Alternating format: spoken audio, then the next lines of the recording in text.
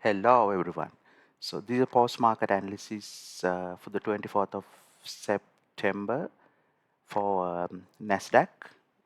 Let's start with the daily chart. Okay, so this is for NASDAQ US futures. So starting from the daily chart.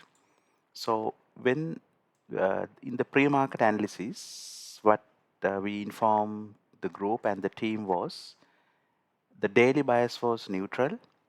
Why is it neutral? Because we have reached um, these previous highs, and if you look here, liquidity has been grabbed on this candle over here. So because of that, the daily bias was neutral. So we need to wait. We need more information to come up with a daily bias. However, even though the daily bias was neutral, so when the daily bias is neutral, we normally either don't take trades, or if we take a trade, we take it like a very quick trade. We don't hold it for long. So even though the daily bias was neutral, so first thing, for option 1, no trades. Option 2, you can take a trade, but very conservatively and a quick trade. But we noticed that we are able to take a quick short-term trade. So it will like a bearish entry downwards. So in that case, it's going to be a counter trend on 1 hour and 15 minute, right? But before, in the pre-market analysis, we mentioned that this could be a high risk trade. However, you will see that the trade went well and it played out. So based on that, then if you go into the 1 hour chart, let's look at the 1 hour chart now. Okay, so in the daily chart, you could see the price pushed up from here, and you could see the price retraced a bit. And when in the price push up, we notice there is a fair value gap, 1 hour fair value gap here, and a order block here at this point. So, and then we notice when we draw the fib, we notice that there is a chance where the price could retrace to the 50%, 60 to 70% of the fib. So that was the idea. If in that case, based on that idea of a retracement, fib retracement, if we are to take the price down, then it is going to be a counter trend. Because why it's a counter trend is because if you look at the daily bias, the daily was bullish up to here. The daily bias was bullish, but now because it reached the liquidity, now we are neutral. Even though we are neutral, we were on a bullish daily bias. Now we are neutral. So if we are taking a trade down, so which is sort of a counter trend, even though we are neutral. So, but then the base for the trade was this price leg up, fib retracement possible, and one possibility was to come into the fair value gap, 1 hour fair value gap. Why? Because we can see now the price pushed down, and again the price went up, and again the price tried here, and in that it made liquidity. You can see the sell side liquidity here, sell side liquidity here, sell side. So the idea was, when you see sell side liquidity here and when you see higher highs forming like this, higher highs, if I just draw it in a tool, like if you see, okay, the main price leg from here to here, let's make it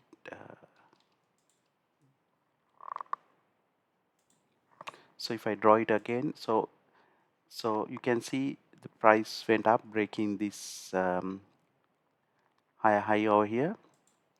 Price went up, but price came down. Then it tried again, and it again retraced, and it again tries again. Then it again retraces a bit. So when you see a scenario like this, where the price moved and grabbed liquidity, and now daily bias neutral. However, in the 1 hour, when you see this possibility of a fib retracement into a fair value gap, so counter trend wise, like a very quick short trade would have been taking a bearish entry. So that is what we informed the team, and because of the sell side liquidity being generated liquidity on the way up. So if the price to come down to all the way to this fair value gap, it can be a low resistance liquidity run. So that was the plan for the day, which we informed the team and the group. But if the trade is taken, it has to be a quick short entry. That is what we informed in the pre-market analysis. Now let's go to 15-minute and see how the trade went. So when you look at the 15-minute chart, you can see this is that price leg over here, the 1 hour price leg we showed you earlier. But you can see in all this price movement from Friday to Monday, you can see it is bit choppy. It's like in a range in certain places. However, you can see the price reached down and then the price reached up here towards that previous daily highs where the liquidity was grabbed at this point. See, then that daily high, previous daily highs, you can see on yes, on today's trading at the beginning, you could see the price again reached up and price went above that previous daily highs where liquidity was grabbed, and again the price came down. So that was the scenario we could see. So it's part of the narrative as well. So part of the scenario and the narrative is we can see the price is trying to come again towards the daily bias, but then you can see at this moment, if you look at this, there is a market shift down just before the New York op, like before 8:30. You can see a market shift down. So let's go and expand that a bit. So because when there's a market shift down from here to here, so it's a internal market shift which is bearish. So that is going to be in line with our scenario and narrative we explained a little while ago, meaning then we could think of taking a quick bearish entry. Let's have a look at that now in little more detail. Okay, so this is the same 15-minute chart with slightly more details now. Like, so you can see midnight price open, then price midnight price has been rallying up throughout in the London session, and you can see before 8:30 over here. If I take this, the price came down. So when the price came down here, what happened was there is a internal market shift down as well. Internal market shift breaking down. So from here to here, when this displacement happened, it's a huge displacement in 15 minutes, there's an internal market shift happening at this moment, which is going to give us a chance for a bearish entry, counter trend as mentioned earlier. So we have to be careful. So then we inform this to the team in the pre-market analysis. There is a chance, right, over here. And let's look a little more details how the trade went. So now when we see this, we are thinking of taking a trade in the New York session, right? When you see this, you are thinking. And then you can see, then there's a fair value gap made here as well during the displacement. So that's what makes, and then you can see there is order block generate here. So the order block is here. This is the lower candle of the order block, and then here it's huge displacement, and it makes a fair value gap. So that's what makes the fair value gap valid, the displacement, plus it makes the order block also valid because there's a displacement. So one could expect the price to respect this order block and the fair value gap due to that reasons. And also you could see there is some liquidity generated at this moment, which also makes this fair value gap and the order block valid, because when there's liquidity here, and if there's liquidity here going down over here, if there is liquidity and if the price moves down like this, then there's a chance of price coming and grabbing the liquidity. So when the price grabs the liquidity here, when the price comes here, you can see the liquidity is grabbed, so then which makes this fair value gap and order block further valid. So the probabilities are increasing now for a winning trade. So then in the pre-market analysis, we informed that to the team at 8:30. So we said that in the 9:30 open, there is a chance for a counter trend, quick, short trade. And it worked well. So let's see how we took the entry after that. And then when we were looking for the trade, we were looking for the price. If we are to take a trade at this moment, what is our target? So first target could be these lows over here, right? But however, we can see there's liquidity in this Asia law and the New York PM session law. So there's sell side liquidity residing here. If you look here, so we noted that over here as sell side liquidity. So if we take the entry here, the price could go further down, passing this lower low into this liquidity over here. So that was our target when the trade was taken. And then further we got extra confluence with SMT divergence. If you look at here at 9:15, the Dow was forming a higher high, but the NASDAQ is forming a higher low. If you look at this point. So the moment we see the NASDAQ forming a higher low, now this forms a SMT divergence. But keep in mind, SMT divergence is not the priority. The priority was all the narrative, what we explain up to this. And then we come and look at SMT divergence to see if we can get some extra confluences. So now we can see we got SMT divergence to support our trade idea. So now having SMT divergence makes the trade more probable. And then we were looking at 9:30 to see how the price would react at 9:30 open. And then at 9:30 open, we were looking at the 5-minute, 3-minute, 4-minute, 5, 4, 5, 3, 2, 1 charts. Okay, so let's have a look at that. So at 9:30, when we are looking at the price, our focus is this order block and fair value gap. So when the price is reaching at 9:30, we are looking at how the price would react for this area over here, which is, for that we are looking at 5, 4, let's say 3 and 1 minute charts. So this is that price leg where the 15-minute order block fair value gap is residing, right over here. So you can, so what we are doing at 9:30 is we are looking how price is reacting at that moment. So when we look at the charts, we can see at 9:30 in the 3-minute chart, we can see the price is reacting down more clearly compared to 5 and 4-minute charts. So because of that, we looked at the 3-minute chart. So now when you look at the 3-minute chart, you can see this is that break of internal market shift down. You can see the order block, the 15, this is referring to the 15-minute, and then the fair value gap in this area.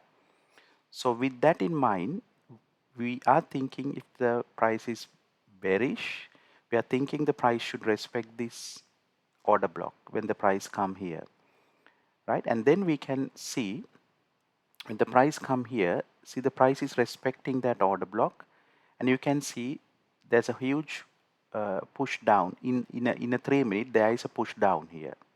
So if I expand this a little bit like this in the 3-minute chart, so we can see at 9:30 open there is displacement. So that is what we are looking for, and you can see this low is broken with the displacement. So you can see internal market shift happening in the 3-minute chart.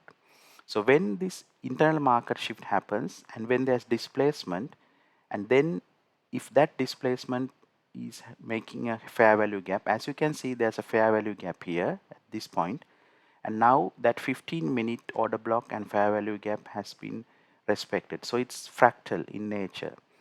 And also you can see that this buy side liquidity residing over here, generated buy side liquidity has been grabbed.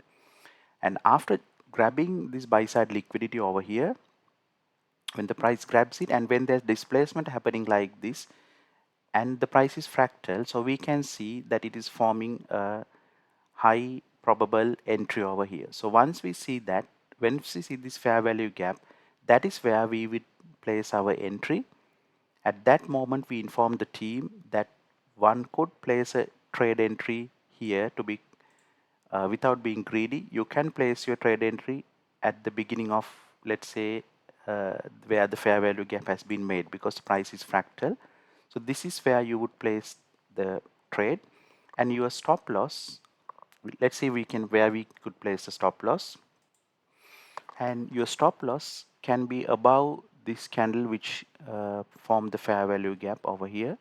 So you can keep a slight gap from here to the stop loss, and then you could put your limit order over here, and then the first target could you can look at the target in the 15-minute.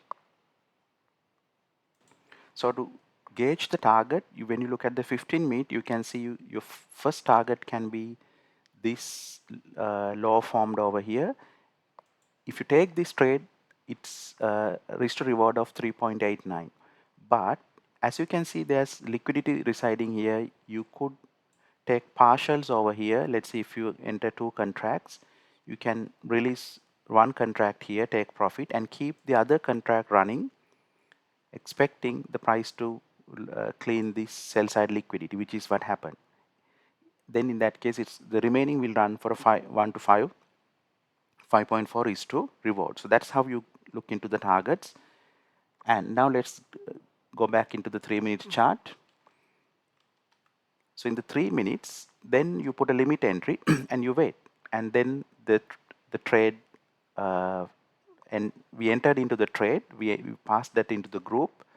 Our members entered the trade, and then you can see with all that the price worked well. Once it was having a bit choppy action here, but it grabbed the liquidities, because if you look at the 3-minute, you can also see in the price run up in this area, you can see it in this price run, you can see it generated liquidity. So there is sell side liquidity residing over here and over here as well. So those are important points for us to see when we enter the trade. So we can see the price grab that sell side liquidity here, and the trade went really well. So why the trade played really well is because of all the narrative which worked well, and the price being fractal and the price nicely reacting in a fractal manner. That all plays well, aligns with the ICT concepts. So once you take partials here and the remaining one, and then you exit from your trade. So why don't you hold it long? Because for the reason we discussed earlier, if you look into the daily chart, so why we don't hold it is due to this explanation we made earlier at the beginning of this video. So we have to take a quick trade. Once again, a quick recap of why. Because originally price is bullish, now we are neutral as mentioned at the beginning. So then if we take a trade, we consider it to be neutral but counter trend, so we have to take a quick trade. That's why we don't hold it for long, the trade. So you can see that is correct, because after we take the trade, you can see the price again revert back, because also we had news at 10 o'clock. You can see there was news released at 10 over here. Yeah, but so it came negative for the currency, so one could interpret and say it's positive for the stocks indexes. And then if you look at, you can see at 10 o'clock there's a huge price movement happened. we are not going to really interpret the economic data, but what we expect is a volatility. So we can see that volatility happen, and you could see the price was taken down after that and taken up. One could say that is due to a economic reason or and various other reasons, and still, you know, the price, we are not sure where the price was going to move, as mentioned at the beginning, but that's not relevant for us, because our focus was the trade running from here to here, which played out, and then the rest we wait until market will give us some hints and tips and clues for our next trade. So we are not bothered about that part. Our focus was a clear-cut trade on this part with all the information, ICT concepts being occupied, and that's one thing to keep in mind in trading, because we don't know where the price would go. We are speculators, and we are trying to make a judge solid. We are trying to make a solid judgmental speculation based on probability. And when we look into a trade, we are not looking at the entire picture, like meaning when we take the trade, we take the trade based on the facts up to that point. So we took these trades based on the facts up to that point. And this is happening after that, which is not in our focus for that trade we took. We consider this part for the next trades we are going to take. However, for the day, that was the only trade we took, and this is the recap of that. Okay, so guys, so that is the end of the post-market analysis based on ICT concepts for index futures, NASDAQ. So we'll see you on another video, and until that, stay safe. See you all.